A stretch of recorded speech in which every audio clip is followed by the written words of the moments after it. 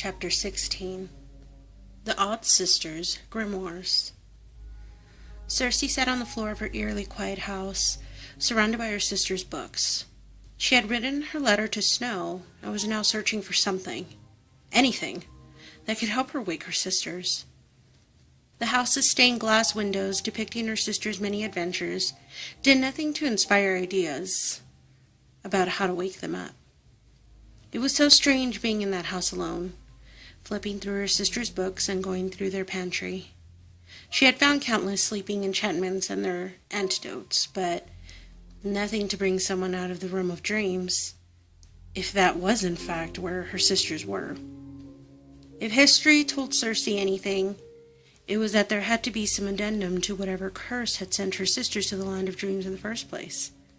It was likely that the person who cursed them would have been the one to bring them back. Nevertheless, she searched. The black onyx crows that flanked the fireplace stared into nothingness while Circe searched in vain through her sister's many spellbooks and journals. Circe had to use all her willpower not to be distracted by the stories inside. Her sisters were so much older than her. She'd often wondered what their lives were like before they had to care for her. They never spoke of it, of the time before she was in their world, or of their parents, or how they had died. Circe's childhood was a mystery to her. She remembered nothing of her upbringing. Whenever she had tried to ask her sisters about that time, they had simply rambled off senseless words so that they would drop the subject. If only her power to rewind and look at time worked on her. She couldn't help wondering if those years were documented somewhere in the books. When she was a child, her sisters' spell books would either refuse to open or scream in pain if she touched them. Her sisters had been alerted any time she had tried to spy on them, but now her sisters weren't there. She only needed to open the books, which simultaneously thrilled and frightened her. If her sisters' protection spells were broken, did they mean they would never recover from their ordeal? Usually a spell stopped working only when a witch was dead. Circe recalled Nanny telling her how Circe's spell had gone haywire when Ursula had taken Circe's soul. Nanny had worried that something terrible had happened to Circe. But she had recovered, hadn't she? That at least gave Circe hope. As Circe sat back with a stack of books before her, the light coming through the stained glass window featuring a single red apple caught her eye.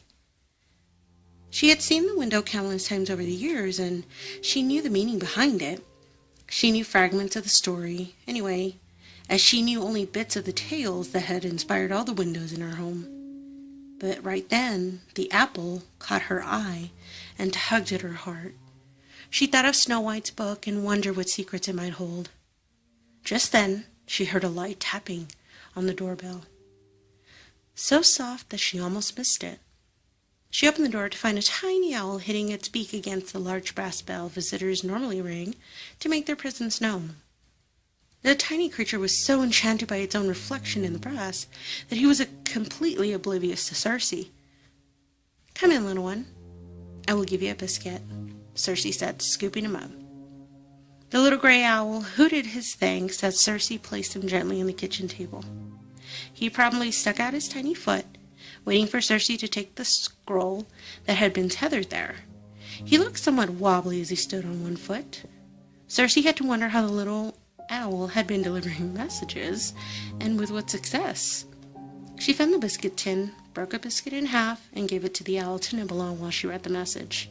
He gave her a strange look, as if she was being stingy. "You're a wee one, little sir. You may have the other half when you finish that," Circe said as she unraveled the scroll and began to read. "Dear Circe, thank you for your lovely heartfelt letter. I wanted you to know I received it, and my mother has agreed to help me with the instructions for the travel charm you sent. There is so much more I want to say to you, but since we will be together soon, I think I will leave it until then. With kindest regards, Queen Snow White." Circe was ecstatic at the idea of finally meeting her cousin Queen Snow White. She looked down at her dress and laughed. "Well, I'd better change my clothes." Circe was completely disheveled from the events that had befallen her in the past weeks. She hadn't even bothered to look in the mirror. and she didn't dare now for fear of how frightful she surely looked. The owl tapped his little foot on the wooden table, waiting for his reward. She tossed him the other half of the biscuit while she scribbled a hurried note to Nanny, letting her know Snow was on her way to Morningstar. Once she cleaned herself up and heard what clean Snow White had to say, she would continue searching through her sister's books. Cersei just hoped she could find something before it was too late.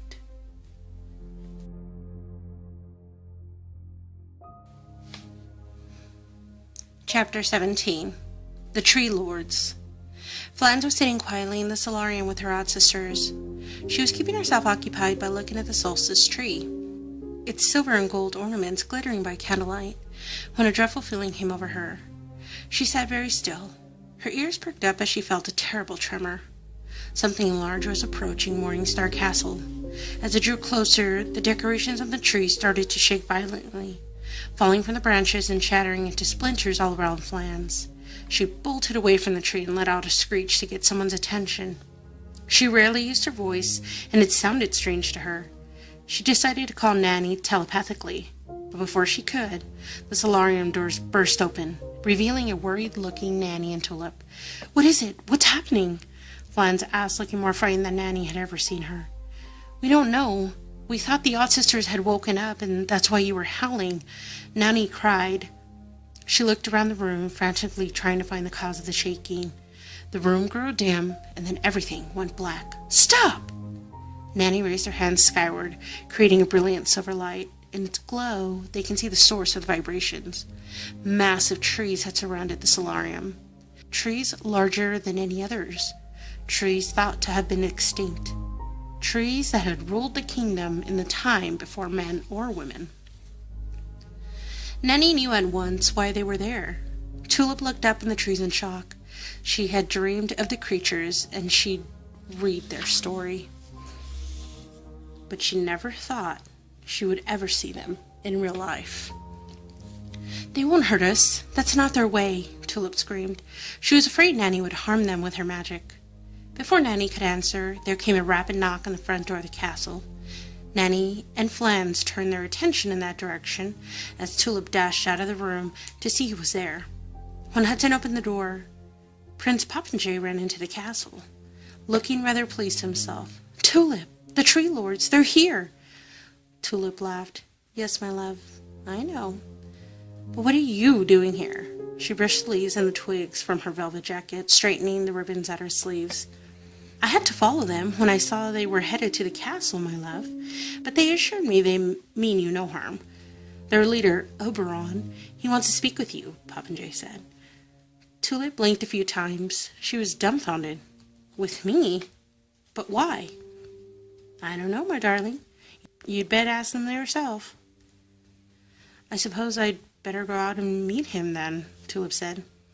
"Now, darling, I know you don't fear Oberon, but please be wary," Nanny said. "Don't agree to anything. Don't make promises that you're not within your power to keep. And whatever you do, please warn them that Maleficent is on her way and will not hesitate to use fire to protect herself." Tulip nodded, taking in everything. Nanny was saying with grave importance, "Of course." "Choose your words wisely, my dear. As you've read, the Tree Lords speak very straightforwardly. There is never room for interpretation, and you should use similar language. Always speak as directly as possible. Your words matter, now more than ever. Misinterpretation can be disastrous. Now go. Speak to the King of the Fairies."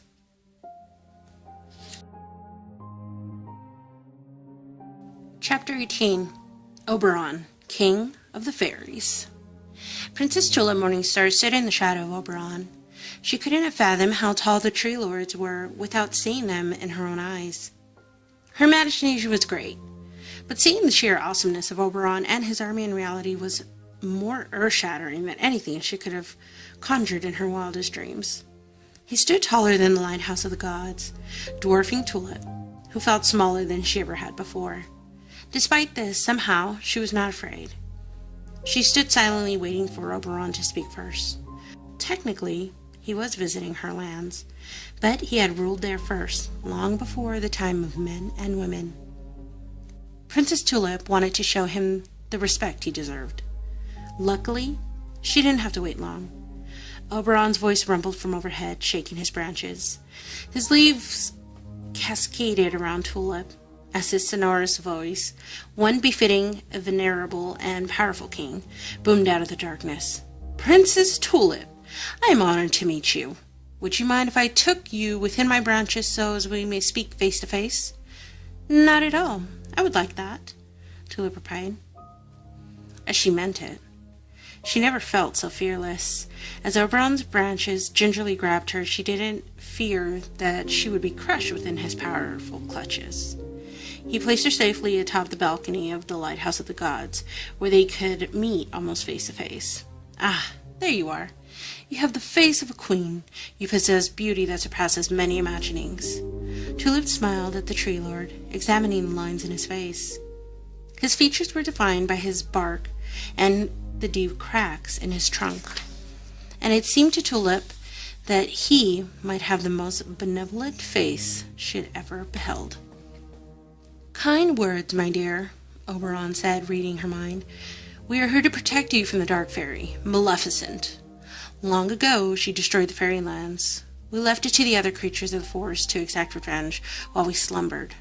But now that we have woken, we cannot let her come to our lands, your lands, and destroy those who you love, dear Tulip." The princess didn't understand why Oberon felt such a devotion to her. She didn't know what she had done to deserve such an honor. "We were slumbering in darkness and obscurity for what felt like a millennium, until your interest awoke us," Oberon answered. "Your stories, your imaginings of us brought me and my brethren out of our slumber and gave us life once again. We were forgotten in these lands after we were driven off by the Cyclopean giants following the Great War. But your thirst for knowledge has sparked life back into us, and for that we are grateful. Without your interest and devotion, we would not exist. I witnessed many things while I slept, my dear. There are many wrongs in this world that we intend to right. It is time to take my place among the fairies once more as their benefactor. To deserve that place again, I must destroy the dark fairy known as Maleficent for her crimes against the fairylands." "If you don't mind me asking, why punish Maleficent now for burning the fairylands so many years ago?" Tulip said. Oberon seemed to be contemplating Tulip's question. "Because, my dear, we were sleeping before. We watched her atrocities while we slumbered. We watched in horror she destroyed every living creature in those lands, all except the fairies themselves. It took the fairies years to repair the damage. Never once did she return to see if anyone had survived. She didn't even care to find out whether her adopted mother still lived. We were helpless, as if trapped in a nightmare, seeing all of this without being able to do anything about it.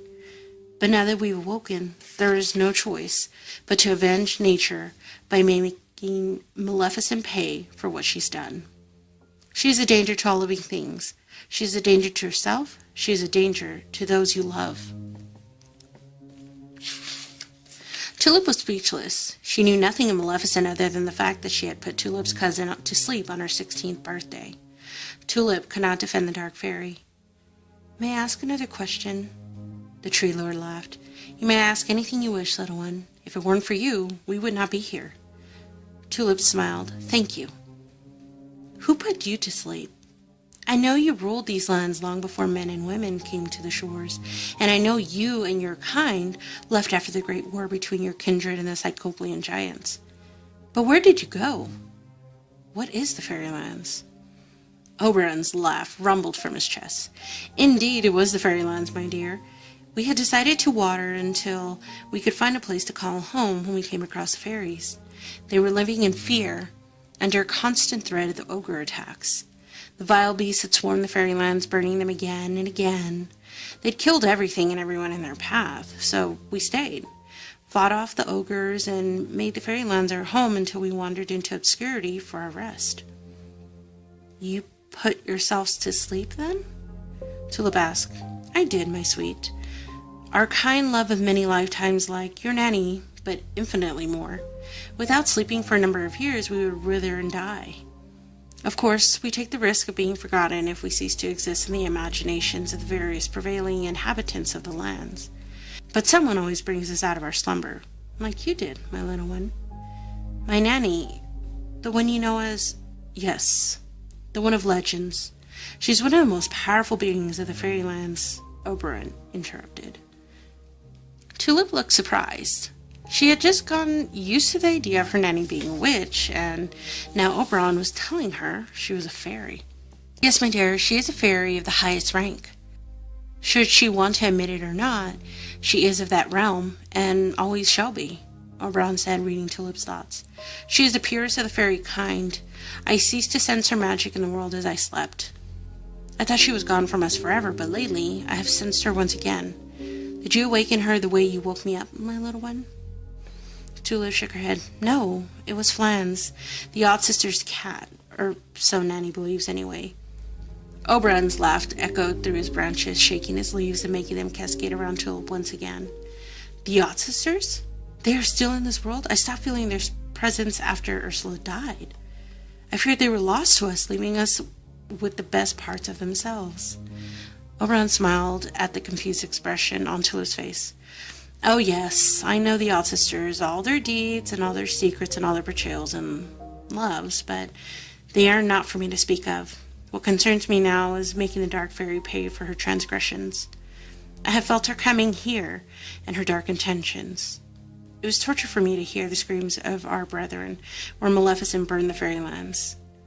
They burned, and I was powerless to do anything about it. But now we are free, and we have been waiting for so long to make the dark fairy pay with her life. From far away, Tulip heard a tiny scream. Oberon heard it too. He looked down to see Nanny standing at the base of the lighthouse. Come up here, my dear. Use your wings, Oberon commanded. A moment later, Nanny appeared beside Tulip and hovered in the air. Only for you, Oberon, Nanny replied. The King of Fairies looked tenderly at Nanny. And I suppose you're going to try to make a case for your former charge, your daughter. You're going to try to save her from my wrath, even though she deserves it. It breaks my heart to hurt you, my wee one. It really does. But I cannot let her deeds go unpunished. And how did she repay you for the kindness to her? She nearly killed everyone in the fairylands. She nearly killed you. And she still may. You know it was a mistake, Nanny insisted. You know it was all my fault. If you have to hold someone accountable, punish me. Oberon chuckled. You have punished yourself far too much already, my dear one. There is nothing I can do to you that you have not already done to yourself. Nanny was heartbroken, but so has Maleficent. The Auth sisters told me that she had punished herself for years. She tortured herself for what she did. Oberon shook his head. She learned nothing from it. She only slipped further into the darkness. Her deeds are not redemptive. Had she taken another path, had she become the witch you hope she would be, she wouldn't be here. We wouldn't be here. You know that I speak of the truth, and you know that I am compassionate and fair. I don't dole our punishment unjustly. Use your powers. See her crimes. I saw them all as they happened. You refused. That's probably your only crime against her. What, of my sister's part in all this? Nanny asked. What are the three good fairies? Are they to flitter off into the sunset as usual, without even... Oberon interrupted her. No, my dear, they will not. But I will not deal with the good fairies until their charge is safe and her kingdom is no longer asleep. As for your sister, she is one of the reasons I am here. She has disappointed me greatly over the years, and I intend to restore compassion and open-mindedness to the fairylands once again. For far too long have I seen the corruption of fairy magic, and in my name, this will not stand. Oberon was becoming angry, his voice causing the earth to shake. Excuse me, King Oberon? Tulip said softly. The King of the Fairies looked down at Tulip, remembering she was there. Yes, dear heart. Your voice, it is so loud. I'm afraid you will shatter Mr. Fresnel's lens, which helps light the way of the many ships that traverse our kingdom, she said, motioning to the beacon in the lighthouse. Oberon laughed. Yes, my dear, you're right. And he was rather crafty. He was never drawn to the mines like other dwarfs. He was always preferred the light. He worked very closely with the enemy Vitruvius, the Cyclopean king, to create the most magnificent lighthouse of any age. I see your castle is built around that lighthouse, but I will not hold that against him or you. He was a true artist and craftsman, an absolute gentleman, and quite articulate for a dwarf. But I digress. Oberon stopped and looked down at the strange expression on Nanny's face. Am I boring you with my stories again, my dear one? No. I was just thinking. I should cast a cloaking spell around you and the other tree lords. I don't want Maleficent to know you're here when she arrives, she said firmly. Oberon's face became grave. I see.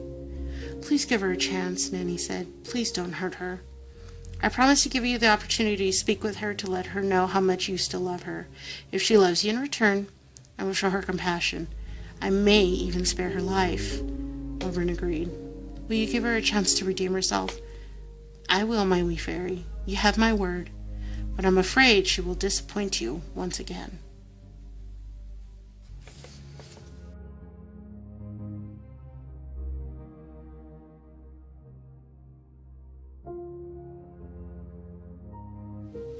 Hello, my little fairies, and thanks so much for being patient. I hope you enjoyed the new intro, and just like that, we're back on track with this series. So this week, there will be a double segment, so there's going to be another story time posted before the end of the week. But things seem to be getting a little bit more tense with Cersei, and it does seem like it's taking forever for Maleficent to finally arrive at Morningstar. But if you haven't already, please subscribe and hit that bell notification so you're the first to know when the next video comes out. And if you enjoyed any part of this video, give me a thumbs up, and it makes my day even that much more magical. I'll see you next time. Bye!